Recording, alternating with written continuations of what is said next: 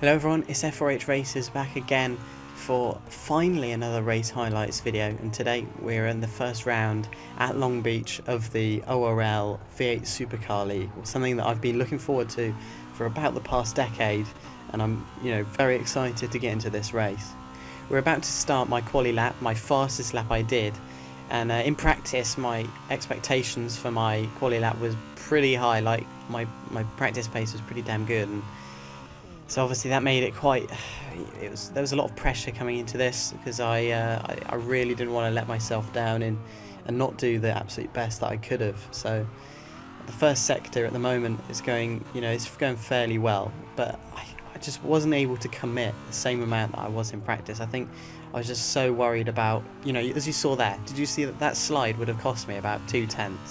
And it's little things like this that kept on recurring over this race session that really did cost me in many ways, and I'm not too happy about how it went. But let's see how we handle this right-hander now. So this curve on the inside was very, very frustrating, and as you see I just had to miss it entirely because I was so scared of it just causing my car to lift up off the ground and slide over into the wall, which is something that I was quite vulnerable to. And coming into the final sector now, as you can see, we are we've got a big chunk of time over our previous lap time, which was actually invalid, so that explains why I'm apparently so quick.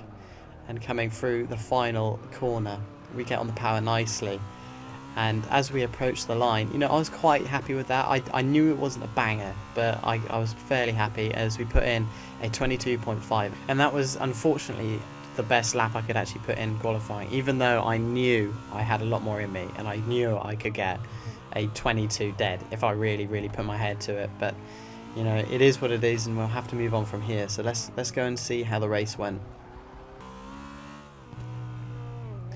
So here we are then, race 1 on the grid, on the formation lap, and ahead are the 3 faster cars than me in quali. So that's Force 1, Stingray, as well as Davin. So 2 F4H cars, 1 non-F4H car. So we've got a 1, 2, 4 at the moment in Lobby A of ORL. So it's very, very good news for Team F4H. So as we line up on the grid, I'm really trying to get my head in the game. I can see Davin ahead, and I want to make him easy meat in many ways as we begin the race.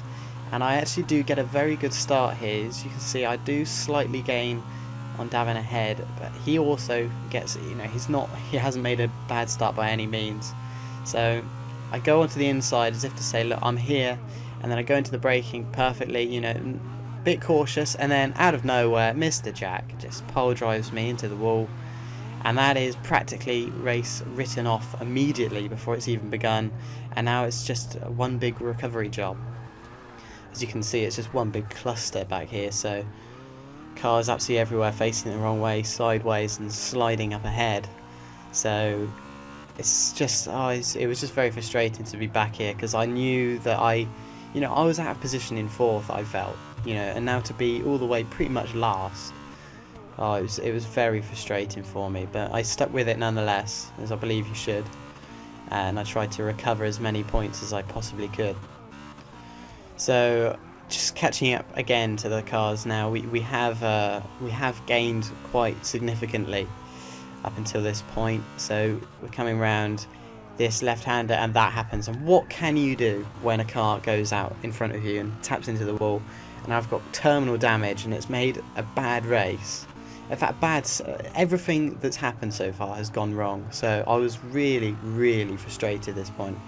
And I've got terrible damage, and none of it's really my fault. Well, the quality was, but the racing is just very unlucky. So this recovery job's even harder now because I have a wounded car, as we're stuck behind another V8 supercar of VBR Solberg, if I could actually read that in the preview. But I actually decided to not pit here because I thought the pit lane is so long, maybe I should just try and hold in and get through it with a slightly wounded, slower car. But I think maybe if I could just keep it going, because my pace was obviously depleted quite significantly, but it wasn't terrible. So I'll just try and stick with it for now and see where I can end up. So as we come around the fountain, you can see that I'm still keeping the gaps through the corners, it's just on acceleration. The other cars just have so much more than me.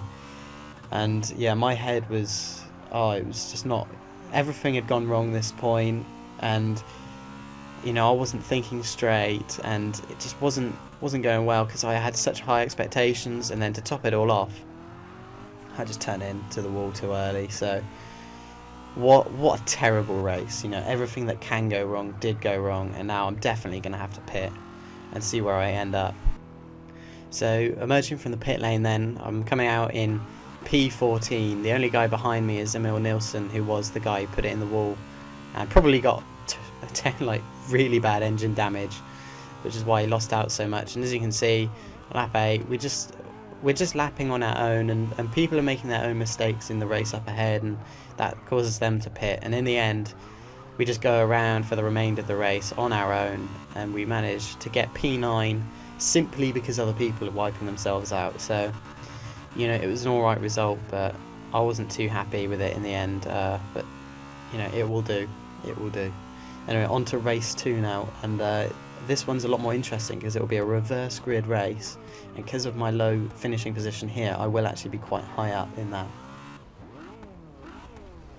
You join me on the grid for race 2 as we're starting P6 in the reverse grid race.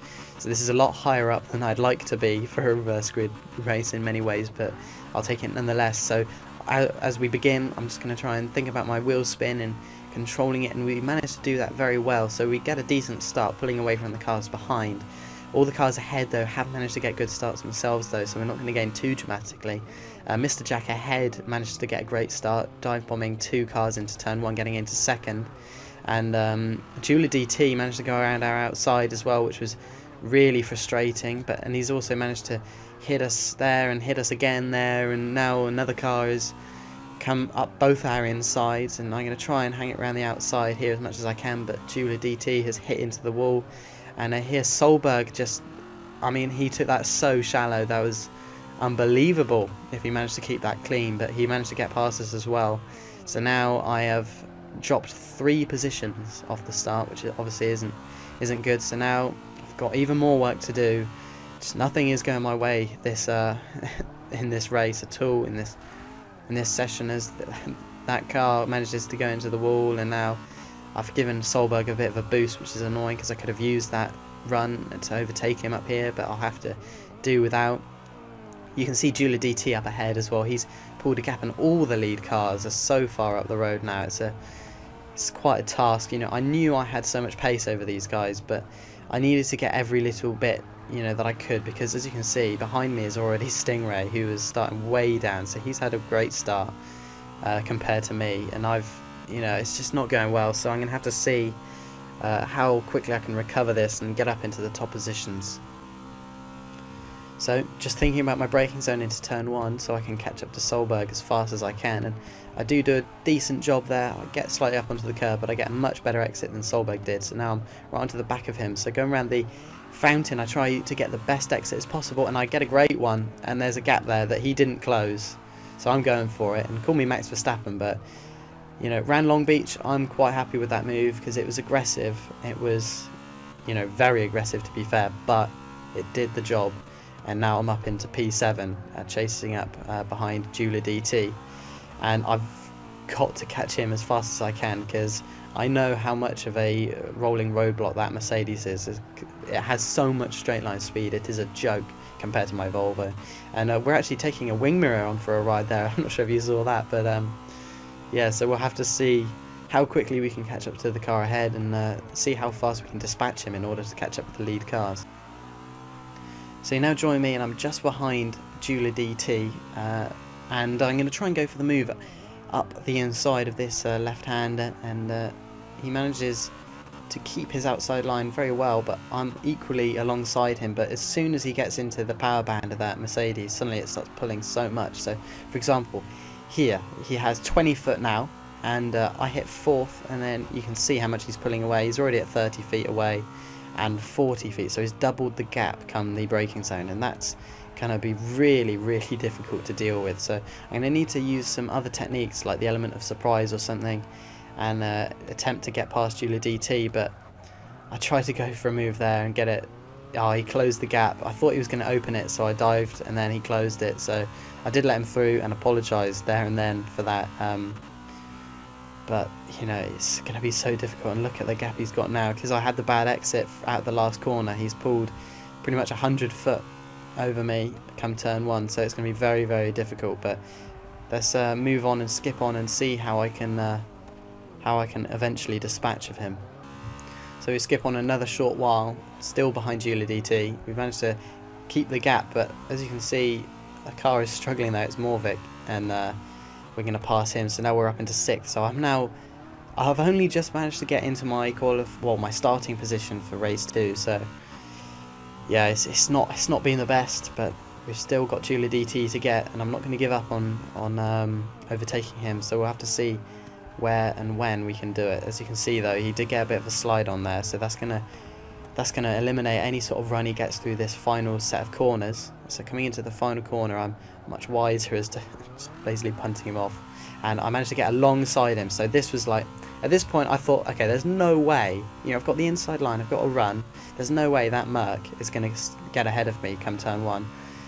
But yeah, you guessed it, he suddenly gets his run, and then he's more than ahead of me, and he's even able to pretty much go onto the racing line come to turn 1, and he manages to get, you know, the exit as well as I hit a curb, and now I've got all the work again to do. So it's just a nightmare. You know, all I need to do is get past Julia, and then I'm free to try and catch all the cars ahead, but it just wasn't happening.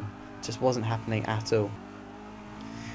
As we skip on again by about a minute, I know that I have to do something, so I go for an outside move around here, turning in a bit early, but we're both fine. And then you know, I thought, well, I've got the inside here, I can just dive bomb down here, which I do, and it's all good. We keep contactless completely, but then I hit a curb when I really don't want it, and now I've got Davin to worry about because he's managed to come up behind me. So it's an absolute, you know, it's gone from bad to worse, and now Davin's pretty much ahead. So I knew I had to hang it around the outside, which I did do actually, luckily. So I was happy with that bit of defensive driving, because if I had lost the position to Davin, that would have been absolutely catastrophic for the end result.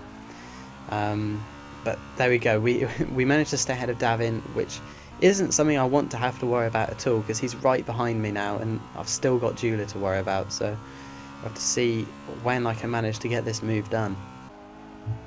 Lap 9 now, and I'm still in the Julia train, trying to get past him at all costs. So coming around this very difficult right-hander, and he gets it all wrong.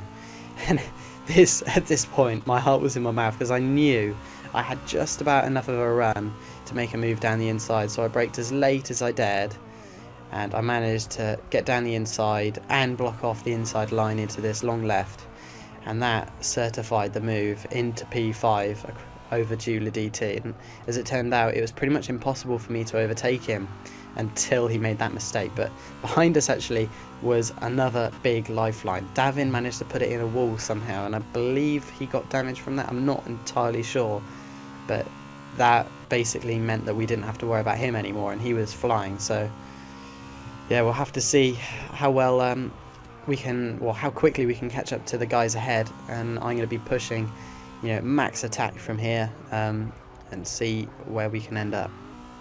It really didn't take us too long to catch up to the guys ahead, as they were all in one big train. As you can see, we were lapping well, 22.1s. So, you know, Mikko here invited me up the inside, so I happily took the invite. And now I just have to worry about Racerz and second place, who is Emil Nilsson, of course. So yeah, if I can catch up, if I could get past these guys like immediately, I might have a chance of getting Mr. Jack. But as you can see, Mr. Jack has the biggest gap, like I think he could have at this point of the race. So it's just going to be so difficult from here on in to get the win. Lap 16, and we've sort of settled in behind these two. There's not been any obvious ways to get past, but Racerz dives into the pits as we get a bit excited on the rear tyres. But yeah, this gave me the idea that actually we should try and go for the overcut effectively on these guys, because if they pit early and then I can put in some proper flying laps, then I'll be able to jump them using the pit stop. So that's exactly what I went and did, even though I was driving like a retard. as you can see. But yeah, I pushed and I went and pitted after I put in some good laps.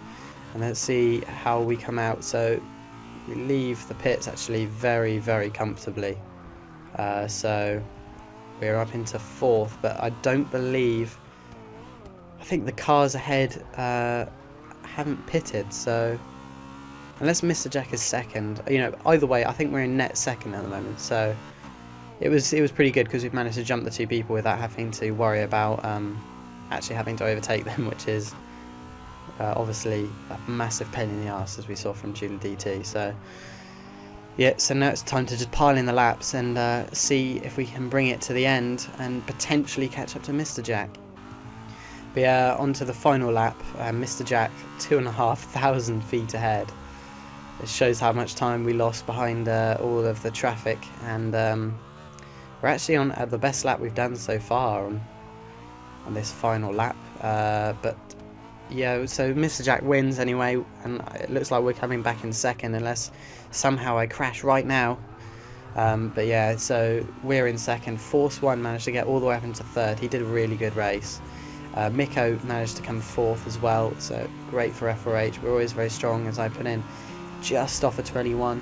A big shame there that I didn't quite pipe it. I did manage to get a few invalid 21s because of slipstream, but yeah, it was alright. But this race, to summarise, I think it's just all the bad luck sort of piled together and just affected my mental state in this race, because you know, if you do lead racing, you know that it's all about keeping your mind clear and just having your focus on just getting around the track as fast as you can. But when so much stuff went wrong, you know, it just made it a lot harder, and I wasn't quite able to do the same sort of times that I would if I was properly prepared without, you know, having to worry about being hit often or anything. But you know, it's part of racing, and I still managed to get 2nd in Lobby A, so you know, in race 2 that is, so that was pretty good. But thank you very much, you know, for watching. It's massively appreciated.